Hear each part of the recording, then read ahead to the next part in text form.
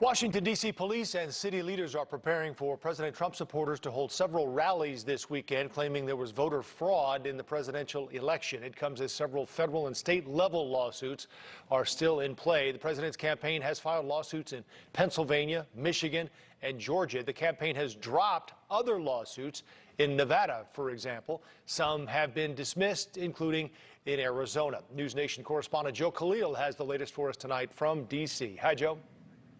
Hi, Joe. And really in our lifetimes, we haven't really had a situation like this. You've got one candidate who's effectively continuing with the transition process to the White House, and you have the other candidate, by the way, happens to be the sitting president, continuing to file these lawsuits. And there are a number of them in a number of different states, as you mentioned, just within the past hour or two. Even more of them have been dismissed. So it's a lot going on. It's sort of a moving target here, but it's clear the president's campaign is not letting up on these lawsuits just yet.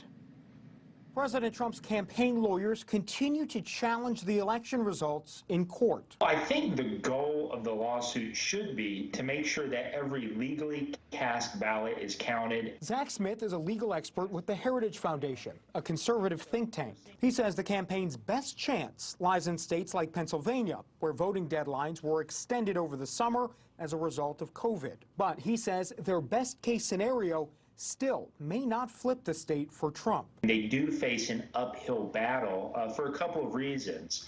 One is that election fraud is hard to prove. Of the nearly dozen lawsuits filed in Pennsylvania, Georgia, Michigan, Arizona, and Nevada, the allegations range from election observers being denied access, legitimate ballots rejected, late or invalid ballots improperly counted, and poll workers coaching voters to vote Biden.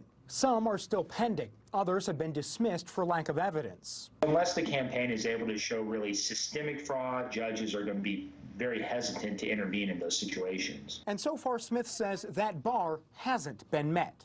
What do we want? Stop the steal! Still, the lawsuits and fraud allegations have led to planned protests. We just don't want this fraud to take place, so we're up here just to show support. Peter Simpson came to Washington from Missouri for the Stop the Steal protest. A supporter of President Trump, he says he, like many here, was unsure about the election results. I would really like if the justice system can work through all of this and present it to us in a way where we can believe what they're saying. And these protests have sparked anti-Trump protests. They're not arguing a legitimate case. What they're trying to do is sow doubt on our democracy. There's not a lot of there.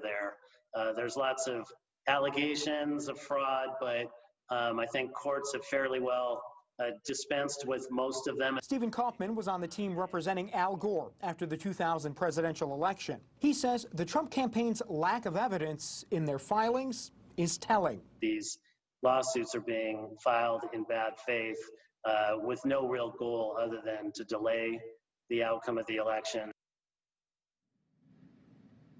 Now, we want to be very clear. So long as a judge doesn't find them to be frivolous, the Trump campaign, whether anyone likes it or not, has every right to be challenging election results, asking for recounts in close states, and continuing to file these lawsuits. That is certainly within their right to do that. By the way, we did reach out today to the Trump campaign for comment later in the afternoon, and we did not get a response, or rather they were not able to provide anybody to talk to us tonight. Reporting live tonight in Washington, D.C., Joe Khalil, NewsNation.